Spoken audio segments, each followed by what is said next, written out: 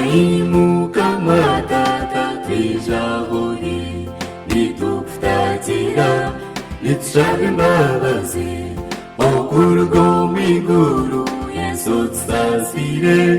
usasire ensi yawe.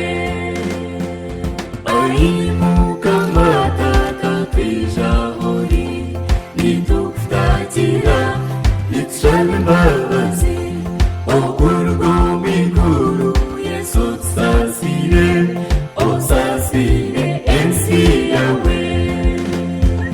Nitushaba Yesu kora umukono gwawe ahansi yitu utatutwegeza utatutere ngo mbanguke watere Sodoma nitushaba omw'izina yawe. Twayetisa Yesu otusasire twabansiye ebitere byawe mukama.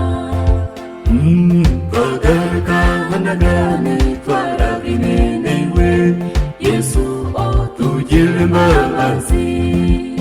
Twayetisa Yesu otusasire twabansiye ebitere byawe mukama. Twagaruka hanagane twarabinenewe Yesu otugirire imbabazi.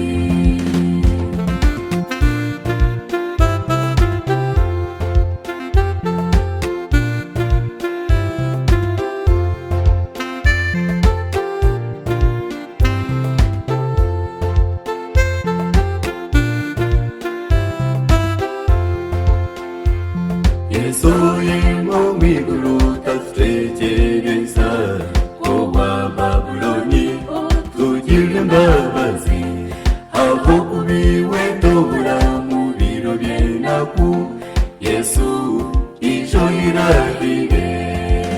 Twayetisa Yesu otusasire twabansiye ebitere byawe mukama. Twagaruka hanagane twarabinenewe Yesu otugirire imbabazi. Twayetisa Yesu otusasire twabansiye ebitere byawe mukama. Twagaruka hanagane twarabinenewe Yesu otugirire imbabazi. Ai mukama Yesu nitukushaba otukize endwara egeya kovidi n'obusasi bwingi bw'ensegi yona otusasire ebibi byona.